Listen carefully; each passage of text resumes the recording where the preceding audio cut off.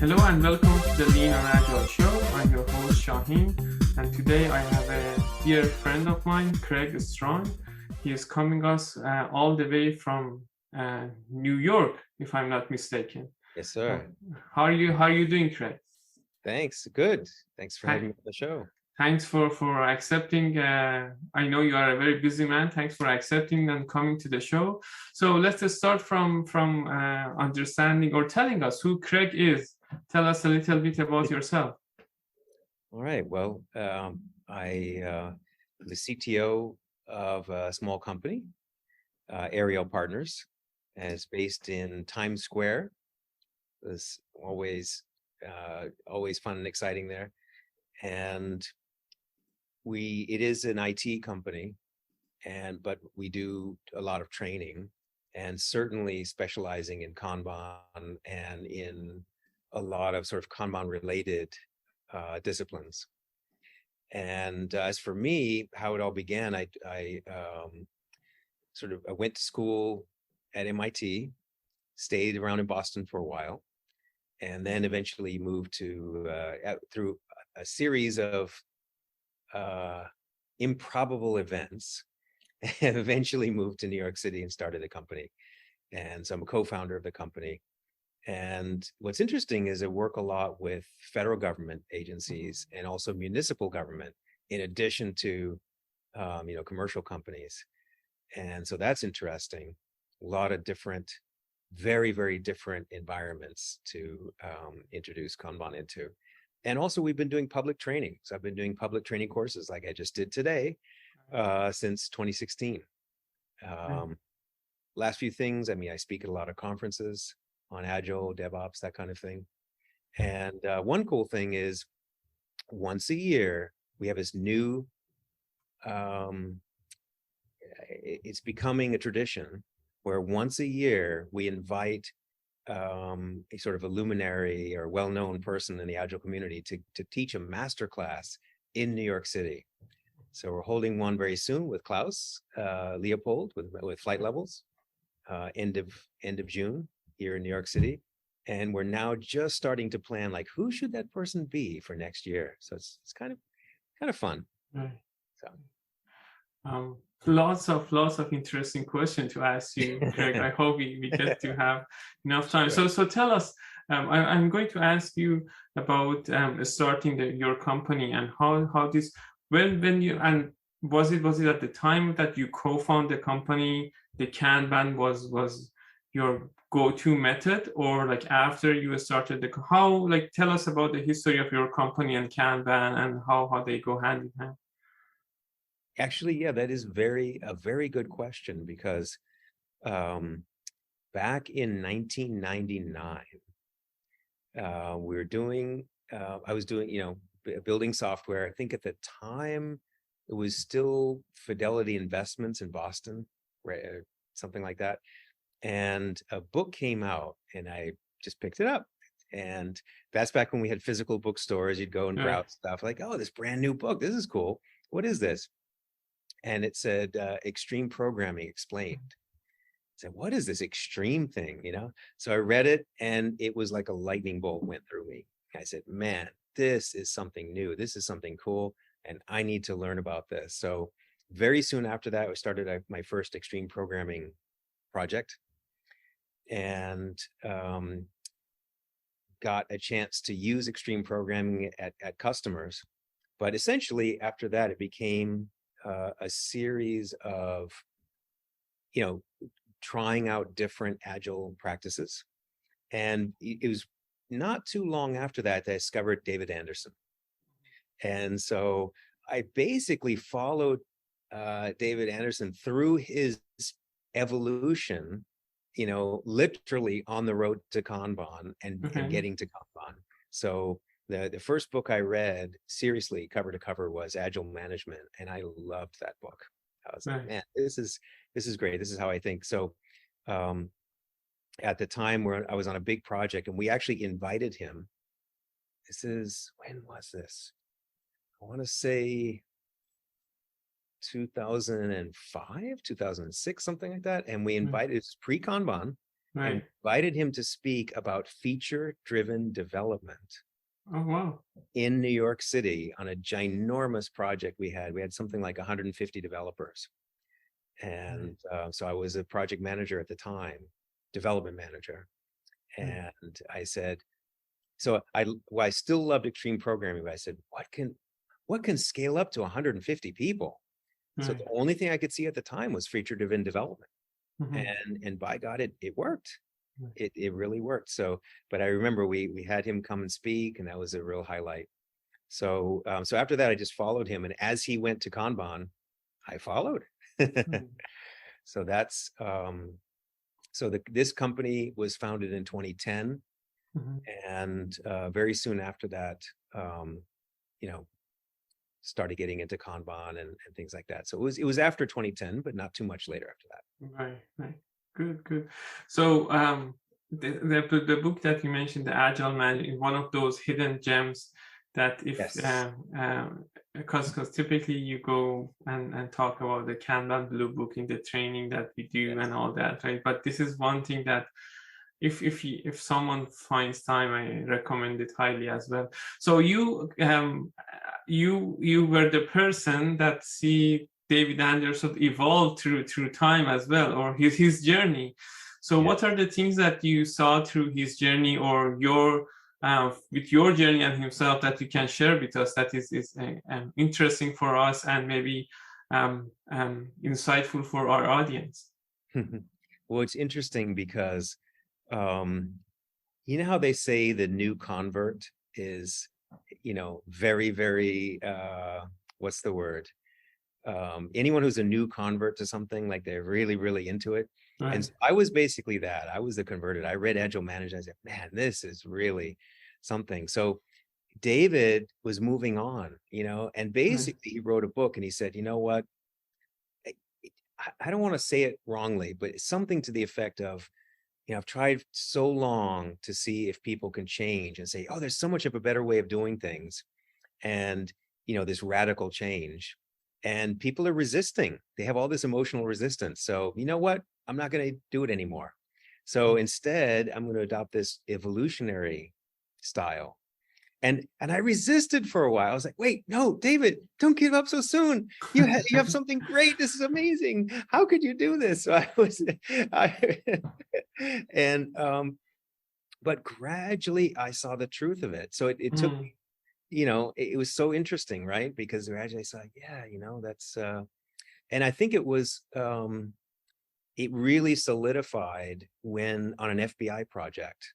So it's a mhm, really interesting story. So we actually, at the time, it was still very, very controversial and almost, it was basically it was the second project to go agile. Like, mhm, yeah, number two, that's it, of all the hundreds of projects. So at the time, there was still, and people could argue whether it's still the case, but at the time, people, when they saw the word agile, the only thing in their mind is Scrum, mhm. right? Right. So, so I thought, okay, well, I want to do something new. I want to go agile, but, politically, realistically, we have to do Scrum. So fine, fine. I, I'm of the mind, never make the perfect the enemy of the good, right? Right. Never. So is Scrum going to be way better than what they have today? Absolutely. So let's do it. But what's interesting is, and we adopted it and we had success, but we started to run into some challenges. And then I went back to David's book and Right. back to that. And I said, wait a minute, we can do this and that might be helpful. Wait, we can do that and it might be helpful. Oh, and this other thing. And so one by one, we started Right. adopting these methods. And then I saw the truth of it. It's like, yes, that it basically was incremental change. And it Right. really worked. So I said, okay. And that's when I said, I gotta, took a master class and started Right. doing all that stuff. Yeah. Right. I don't remember who said it, but there is one of these great Kanban person. I should find out. I think their website is huge.io. I don't remember the name Oh, of the. Brian Wojtko. Oh, Yes. yeah. Yes. He and I Yeah. went to the same master class. Right. Absolutely. Right. Yeah. Train the He trainer.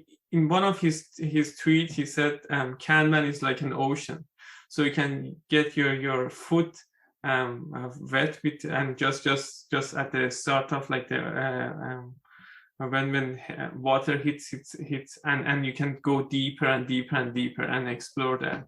So Yeah, it seems that you are exploring and going deep in the ocean, right? So you're that's talking right. about the master class. So what's exciting about this Kanban journey that people should be on? What's exciting about it? Well, Yeah. there's just so many things. And, the first thing I noticed just on the FBI project is even just little things were really helpful. Like I didn't have to do the whole thing and every single practice to get benefits. Every little thing that we introduced, added benefits. And I remember that was the theme of, or a big theme of one of David's keynotes. I think it was, I'm trying to remember which conference it was, but he was basically showing some statistics, and he showed that even though a lot of the Kanban implementations were fairly shallow, there was still a lot of benefits that were being gained. And so that I just thought that was really, really neat. And yet there's just so much out there. And so when David's, introduced the Kanban maturity model, um, we could talk about that later about the Mm, choice of the words. It's very, it's good and bad, right? 'Cause you see yes. the word maturity model, there's some recognition there because of the capability maturity model, and people have heard of maturity models, but people also have a lot of baggage Right. and they make a lot of assumptions, unfortunately. But when he came out with that and understood what it was, it totally makes sense because it's basically taking that ocean and saying, okay, here's where the deep water is, but Right. here's where's the gentle part that we can come in and that kind of stuff. So he's sort of um, separating it out like that for us. So Right. Right. that's really neat. Codify the ocean. Yeah. Yeah, nice. So tell us more about Kanban in FBI. We should have called this episode Kanban in FBI or FBI Kanban, something like that. So tell us in the government, how does that work? Like, how would you, how is that? How is it different from other organizations that you guys consulted? Yes, very different. Well, just in a lot of ways. Just the first of all, it's all about the mission. And actually, so it's bad in that there's a lot of risk aversion, Hmm. right? Because, first do no harm, like the show must go on. Like you can't mess things up because bad guys will get away. Like we're Right. trying to catch bad guys here. So there's a lot of pressure. But there's a flip side to that. It's a really good side. Is that when you meet people there, I've never met people so committed to the Hmm. mission. I mean, and most of these people, really, let's be honest, they could probably earn a lot more money if they quit than they went to the private sector. They're Hmm. there because they care about it and they want to do the right thing. And so, I really always like to say that because in the newspaper and on TV, we hear so much about government overreach and, bloated government, all this bad stuff. But Hmm. honestly, what I've seen, and sure, there could be some of that, but the parts that I've seen, I've really count myself lucky Hmm. to work with such committed, amazingly committed. They really want to do the right thing. And so the cool thing is, I've found that yes, they're very risk averse, but if you can prove benefits and if you can sort of explain them in a proper way, that they will go for it. So just one quick anecdote. So when I first started on this project, we inherited it from um, you know, another company had had it for 5 years, and we looked and we said, wow, there's a lot of technical debt here, a lot. Right. And um, so now part of that, to be fair, part of that is, when there's features that are needed because otherwise like crimes will not be solved, you got to do that. There was a Right. little bit of what is that word? There's a Death March. So there Hmm. was a famous book called Death March, one of my favorite books, and is basically asked like, why do people get involved in these horrible projects where they have to work like 12 hours a day? But there Right. could be a reason. If you're trying to do something that makes a difference in the world, you're trying to launch a rocket to the moon, people would do stuff like that. And so Right. that's the feeling I got, like who we got it from, like they were just coding like hell, like trying to do something to solve these problems that literally life or death.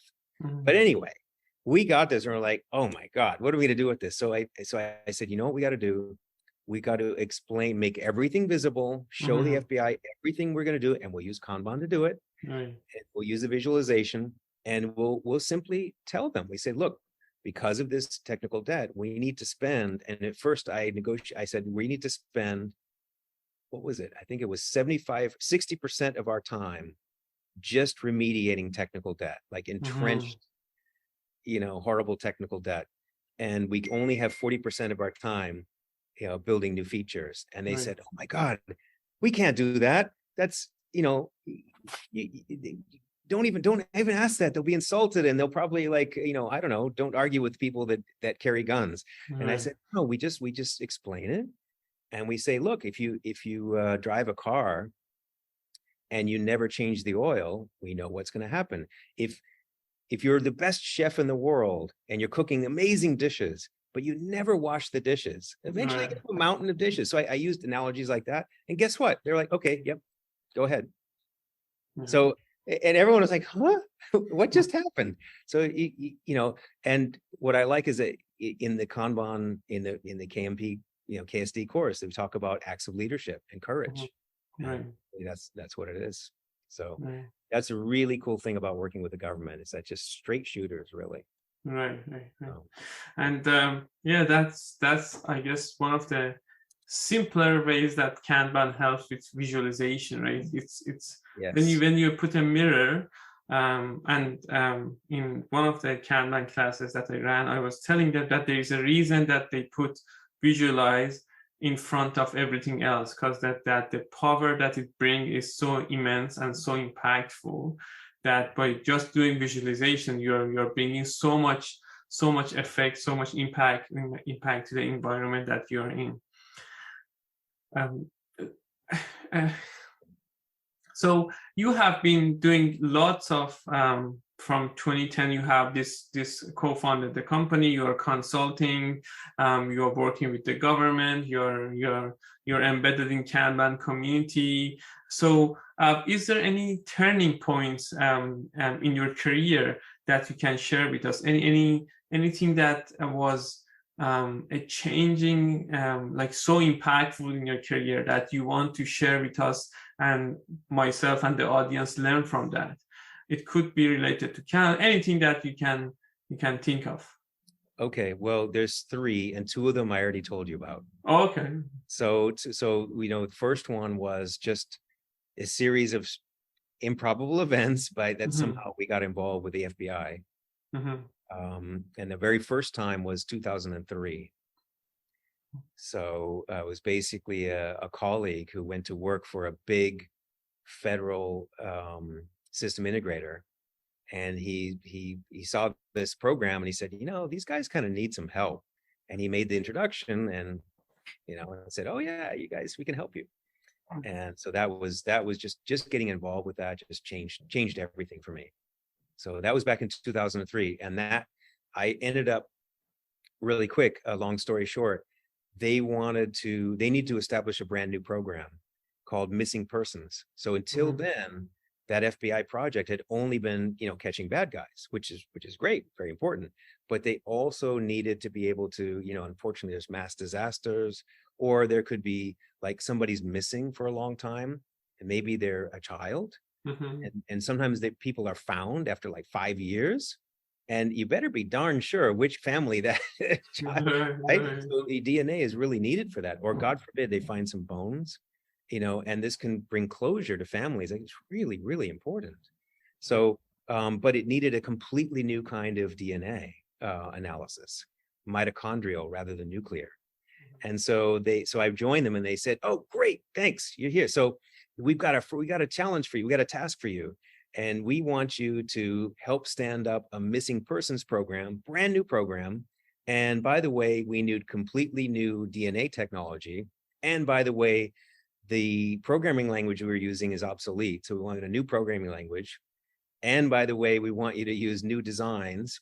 And we have a bunch of people here and we want them to train them as well. So, Right. so I did use extreme programming in that case. Right. And it was successful. That was the first turning point. Second one is really reading Agile management, because that started me on the road towards feature-driven development and then Kanban. And the third one is another interesting story, but it's basically when I applied to become an AKC. So AKC is, back then it was still called KCP, I believe. Right. But it's basically the highest, it's like a Kanban coach, accredited Kanban consultant now is what it's called. And to do that, you have to write an essay and you have to go and present your case like a PhD, right? It's like you're defending your PhD, exactly, in front of so I did this, and in hindsight, my choice at the time was probably very unfortunate, because it was at a Kanban summit where almost every single person got food poisoning really badly. Not to discourage people of not going to the Kanban summit that's coming up. No. So just a crazy coincidence, whatever, how it happened, we don't know. But at this hotel we were at, everybody got sick. And so basically I'm making a presentation to people who are trying to not vomit, in front of me. And so imagine how well that had to go. So I did not succeed. I did not succeed. But it was the best thing that could have happened, because what they observed is they said, look, you've introduced Kanban well, and you obviously know it, perfectly, very, very well, but you've only done it at the team level. You've never taken Kanban beyond, teams, or groups of teams. You've never really implemented at the enterprise level. And it was absolutely true. I had not. And I hadn't even really given that much thought to it. And I realized that, as an AKC, one of the things that is expected of an AKC is the ability to come in to organizations large and small and really, really recognizing that Kanban, the organization, can be seen as a network of interdependent services, each of which can be Kanban, Kanbanified, or however you call it. Right. And so that made me go back, and so the last couple of years are, totally changed because of that. I really went on a tour of looking at we call it the diaspora, I guess that's the right word, of all the people who started in the Kanban community as I did, and went on to do related things. Right. So, and there's a lot to talk about there, but that's what I've done. Right. So tell us more the differences or the challenging parts of having Kanban at the organizational level rather than team level, because it seems that from that moment on you experience some of those things. Absolutely, yes. Well, there are different considerations, right? I mean, there's, when you have, and it's, unfortunately, maybe it's because, Scrum is always applied at the team level, or almost always. And, for that reason, we have all these scaling frameworks, right? Because Scrum alone isn't enough. And I think, unfortunately, Kanban got painted that way. They thought, because people always say, you have Scrum or Kanban. And so they would sort of, in their mind, sort of put it in that box that it's a team level thing, when it never was. It was always, I sometimes use the word fractal, the fractal, that you could have Kanbans of Kanbans, right? Right. In a sense, because it's all interconnected. So it really, so for example, portfolio Kanban, right? Looking at the strategy level. Right. If you think about it, sure, that's a Kanban system, like any Kanban system, but it's usually looks very different. and the kind of people that are looking at it are very different, and they have different concerns, right? And Right. so they they probably wouldn't use the same metrics, Mm-hmm. right? They're not going to deep dive into technical stuff. They're sort of expecting, they usually see like balanced scorecard type things, Mm-hmm. right? They want like a one-page management. It's another book I read a while ago. So things like that. So they have really different expectations. Right. That's at the strategic level. And then between that, where you've got um, coordination level Kanban. Mm-hmm. Klaus calls that, the flight levels calls that flight level 2. Mm-hmm. Then it's also different because you're looking at things at a higher, a more coarser grain, right? If you're looking across multiple teams, of course you're not going to see every detail of everything they're working on. Right. You Right. want to know how they're coordinating, and that gets into really interesting stuff like coordinated dependencies. And maybe I need to reserve some capacity in another team. I might need to reserve something and not even know the details of what I need. I just know that I'm going to need some of their time. Right. So you may not even have a user story yet. You may have an idea of a user story. So there's a lot of really interesting stuff um, that happens at those higher levels. Right. Right. Right. Yep. Yeah, there was one great agile coach that I worked with was telling me that when you're coaching, a good coach doesn't necessarily need to know the content, but the context that you're in. So that seems like um, the same um, the same mentality here. Like Kanban can be applied to different content, right? And knowing how to um, go through simple as static, like going through one Kanban system, next, who probably um, who you're providing services at the portfolio level with versus flight level 2 or coordination level, right? So Exactly. different information, yeah. That's It's right. always good to have um, a beginner mindset, if I may say. Like everywhere that you go, like have a beginner, like as much as experience you're bringing with your Kanban years, like go there as a beginner mindset and try to understand what they want to bring. Um, so you mentioned about flight levels, and Mhm. I know that you are in this space in Kanban community for the longest time, right? And so tell us what other branches or what the analogy that you used. I forgot. Diaspora. Diaspora. So Yes. what's others that are out there and might be interested for people to know about? Well, there's quite a number of folks who sort of started like I did in the main, Right. trunk of Kanban, and then what they've done is they've chosen to explore different aspects. And so, and I differentiate that, by the way, from people who basically take a glancing look at Kanban and say, I can do better, and try to create something that's competing.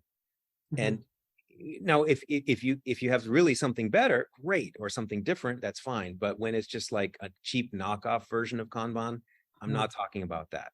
And I'm not Right. going to name names, Right. but we all know who those are. But I think there's some of the branches of the Mhm. Kanban tree, I would call it, right?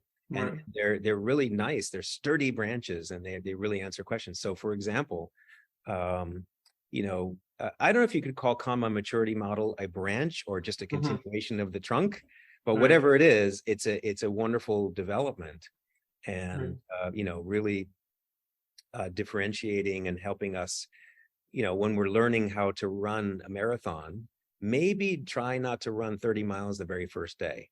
Right. So that's the way I put it.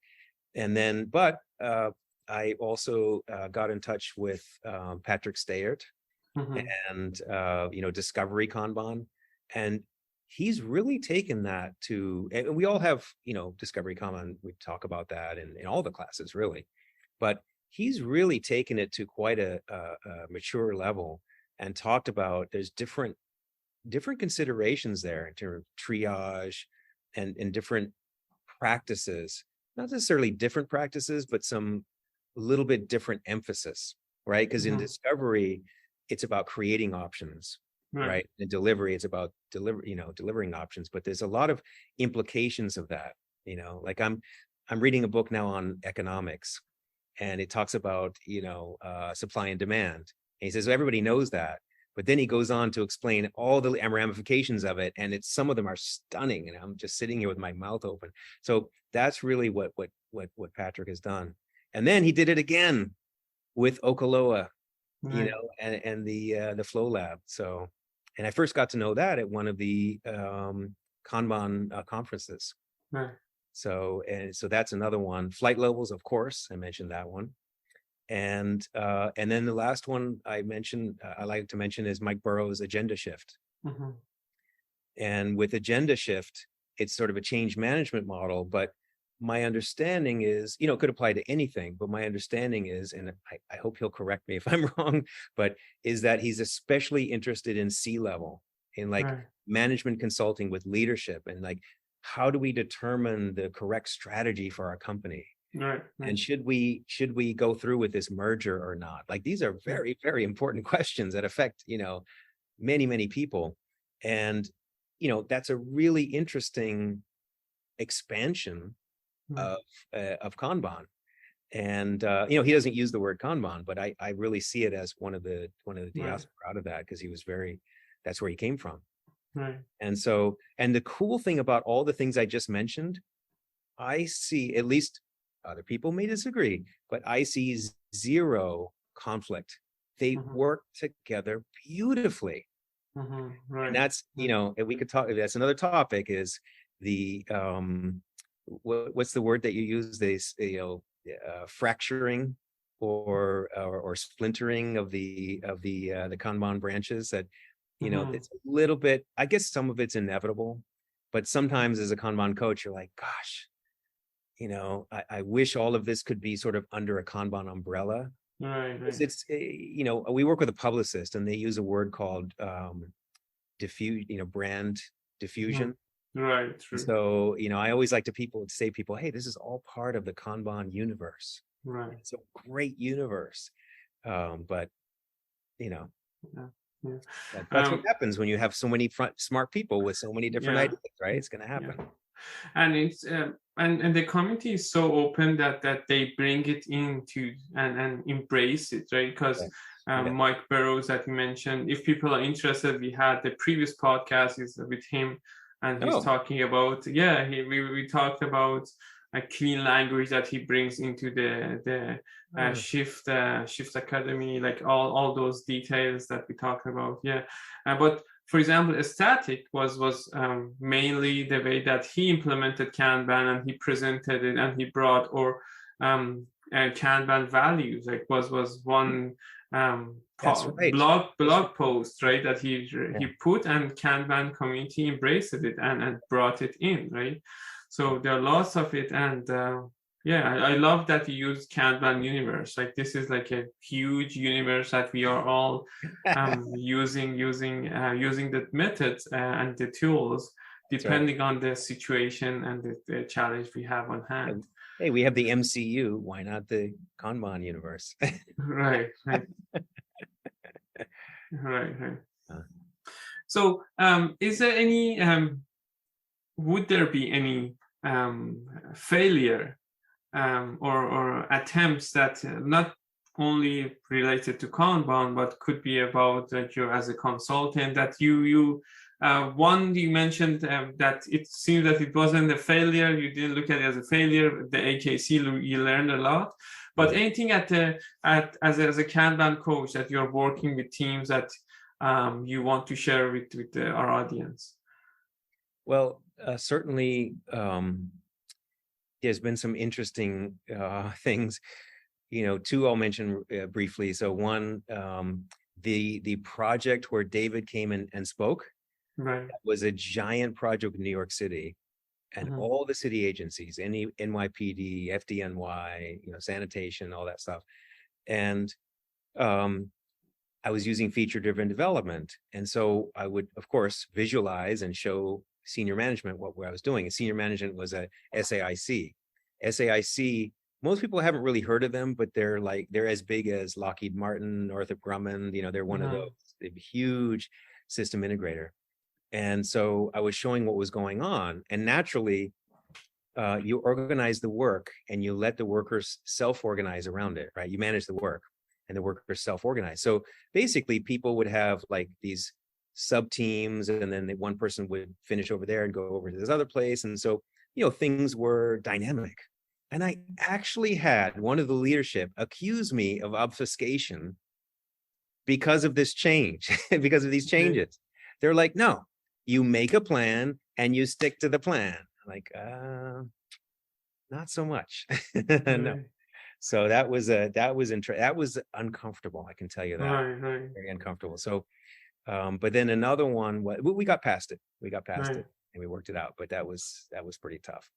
And another one was at the FBI project, where we brought in a mixture. It was very interesting because when we started, about half of the project were people who had been on the project for 15 years, 5, 10, 15 years. And the other half was brand new.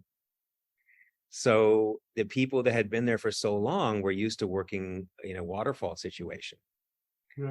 And so I very soon learned that, they would just say things like, just tell me what to do. I'm fine. I'm good. Just tell me what to do. And I'm like, no, it doesn't work that way.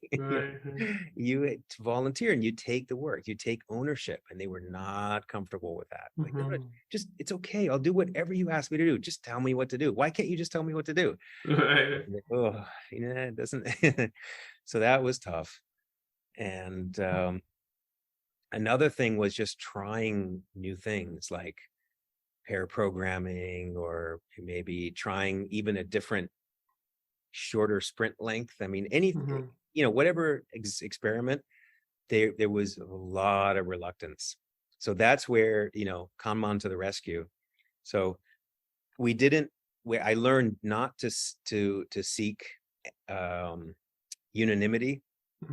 So I basically said, can we get, much of the team to accept it, and then the rest to say, okay, I'll go along this for 30 days and we'll see if it makes any benefits or not, if it gives us any benefits. So that's what I learned, is like, if you wait for everyone to agree, sometimes that doesn't work. You get people so entrenched. So you just get them to agree, hey, can we just try it just for a little while? And usually they'll go along with that. So. Yeah, and 30 days is more than good enough time for them to practice it and learn from it. If there's anything that they need to change. Exactly. For sure. What is the one thing that is currently your major challenge, you may call it, at work or at the consulting that you do? Oh my goodness. So right now it's big. So and it's I do not know if I will be successful. So right now, the federal government is adopting SAFe very quickly. And they're going to the Scaled Agile framework. And I believe I know why that is. Because if you look at the other Scrum scaling frameworks, like Large Scale Scrum, Nexus, Scrum at Scale, all that stuff, they're really about how do you do a program, like a program of work that's larger than just a couple Scrum teams. It's how do you organize multiple Scrum teams, and they do that very well. But they're not talking about how do we transform the enterprise. None of them have that. That's just not the problem they're trying to solve. Right. But SAFe is saying we are trying to solve this problem. So SAFe is saying everything, we can accommodate the entire enterprise. I'm not saying anything, if they do a good job of that. I have my own opinions on that. But that's the only game in town. So I need something to, and the thing is, a lot of them are really struggling.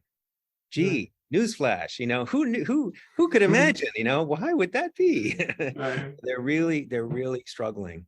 For a variety of reasons, but one of the reasons is it's bloody complicated.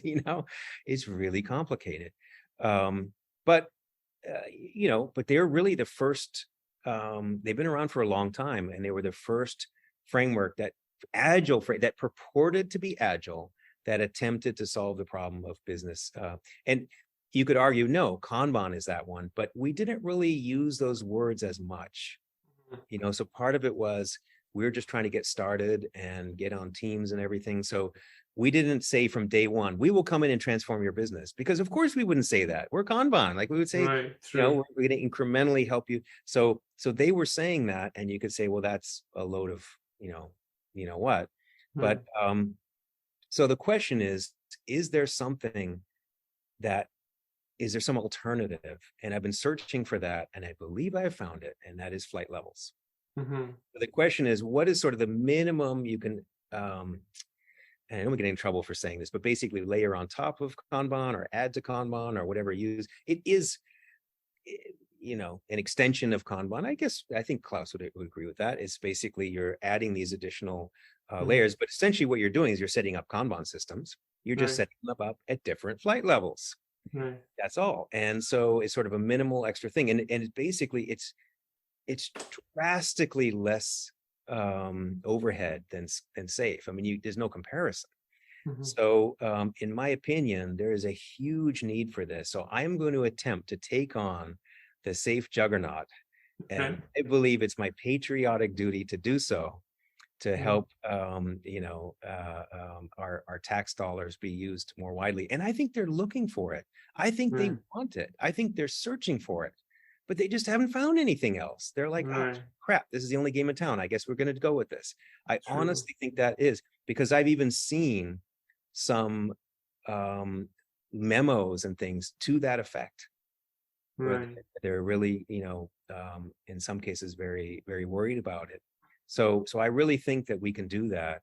And I'm struggling a little bit because there's intellectual property, and I want to keep, our relationship with Kanban University is incredibly important, but our relationship with the Flight Level Academy is incredibly important, and I can't do it without both. So I'm hoping that we'll all be friends. That is my hope. And that we can work together, because if we put this stuff together, it's magic. I really think so. I really think it can solve a lot of these problems. I was in the same situation a while back in a safe implementation, and I told myself, as a good Kanban coach, you find opportunities to use Kanban tools there. And we were talking with another AKC a long back, and we were calling it the Kanban Ninja. So we were like Kanban ninjas, that they didn't know that we are doing Kanban stuff, right? But we were improving, and we were the better ones out there doing their safe implementation. And then I didn't last there long because of the financial challenges that they had, but I would imagine if I had been there longer, they would have come and asked, like, what are you guys doing that other teams are not able to do? And it would be an opening up a can of worm of, okay, yeah, let's come over here and we can tell you what we are doing. So yeah, awesome. Any books or any resources? We talk about a bunch of them: Agile Management, Flight Level, Shift Academy, Kanban Maturity Model. Anything else that you was very inspirational for you? You mentioned that you're reading One Get March, I believe. That's something I read a long time ago. Long time. Okay. Any one book or one resource that you recommend for people that are interested in Kanban, or in general in Agile consultation? In general, yes. Well, I do read. I go through books very quickly, and but one I was looking and saying, well, what's sort of a recent book that I read and that I would really recommend? And one of them, Seat at the Table is wonderful. But one of them I really, really like, I just recently read. It's called Good Strategy, Bad Strategy. And it is fantastic. I would recommend it to everyone. It's basically talking about business strategy, what business strategy is and what business strategy is not. And trying to make more money is not a business strategy. But and you say, well, why would I care about that? I'm not working with C-level executives. I'm not trying to, but honestly, the book is so well written and so compelling that I would recommend it to anyone, and especially a coach, Mhm. because a lot of you may not be deciding strategy at the enterprise level, but there's a Right, strategic component for sure, and it's just it's a brilliant book. Yeah. right, right. What was the stats for it? It was like if you ask the organization that are large, like more than 1,000 people, the 92% or 95% of people, they don't know what the strategy is that the company set for them. So that's Exactly. and see, I when you mentioned that, in my mind went to like maybe we should bring that like act of leadership at every level. Like a strategy should be a forefront of every level too, right? So it's not about your role or position that you're in, but like if you know how to strategize, you would be very successful at what you do. Exactly. um nice. Yeah, and you have to give a shout out to Klaus for that as well. Right, I think Flight Levels explicitly talks about how to do that. right, Yep. So Flight Level 3, right, great nice. stuff. Yeah, yeah, we again, for the people that want to, like, they can look up Klaus Leopold as well, but we had a session with him pre-pandemic, so you can find it on our YouTube channel as well and on our I, website. So talking about the flight levels and what doesn't businesses, agility has nothing to do with teams. That was an right. amazing talk. Yeah, That's right. That's yeah, right. So the yeah, only one, so if you've spoken to Patrick Stayard, if you haven't, you right. need to speak Sure. to him. I'm going Absolutely. to put on my list to bring on the show as well. Yeah. Yep. Yeah. Yep. Awesome. So Craig, we are almost to the end of the show. Is there anything that you want to share that we didn't share yet? Anything that you want to talk about that we didn't cover? Um, this is it's your flow. I think we already touched on it, but just one of the things for me is I've been on this incredible journey of discovery and learning about all these offshoots and related discipline, related branches of Kanban. And it's just been amazing and wonderful, really, to learn about these really exciting um, practices, disciplines, thinking models, if you will. Right. And I wish there was more, um, some way to sort of have a big umbrella Mhm. and have them all work together, and maybe even not formally, but some joint kind of, in the military, they talk about joint exercises, right? Where the Right. Army and the Navy, or the Navy and the Air Force will work together and have an exercise. Those are good things. Mhm. Those are really good things. Doesn't mean that you're not going to have an Army and a Navy. You're still going to have those, but you work together, and I think that would be so amazing, because each Mhm. one of these is so valuable, and you put them together, um, it's quite something. So I Right. would love to see that. I'm a eternal optimist. Uh, Yeah. yeah. The half glass full, I guess. Oh, one more quick Sure. thing. I've been also had the privilege and pleasure of working with some of the major Kanban tools that are out there. Mhm. And I have to say, we're living in a golden age of tools. The tools have come so far. And I still remember when I first started teaching Kanban system design, people would say, "Oh, this stuff is amazing. Where can I do it online?" And I sort of hang my head and be like, well, can't really do Uh, everything. And so, but now I can say, yep, we got it. And we don't right. just have one or two, we have a whole range. Right. And it's just awesome. But I've been working with them. And right now, we talked about all those different branches and different things. Right. So what I've done is distilled some of the things that, in my opinion, will be needed to fully support all of those things in Kanban tools. And Right. I'm actively working with some of the tool vendors to say, how can we get some of those in there? Right. And it's happening. So it's super exciting. And would you be able to name names, or you want to keep it? Well, Uh, Well, two that I've been working with quite a bit is Kanban Eyes and Right, Kanban Zone, right, and they both have slightly different emphases. Kanban Zone is especially active in non-IT. It's really mhm, interesting stuff. And one of the things that's happening in the industry that I believe is going to happen, and it's just starting to happen, is Miro and right, Mural tools, right, yeah, basically the online whiteboard thing. I believe that that functionality is going to merge with Kanban tools, and you're going to mhm, end up with something incredible because you're going to have all the um, the freedom of like a real whiteboard, but with the discipline of the metrics and the everything, all the great things that you get with a Kanban tool. Imagine that. Like that will be right, amazing. And it's certainly it's happening in with the Kanban tools. I'm seeing starting to see elements of that. right, One other thing, I'm also working with Becky, Becky Watson, who has spent 3 years building a Jira plugin.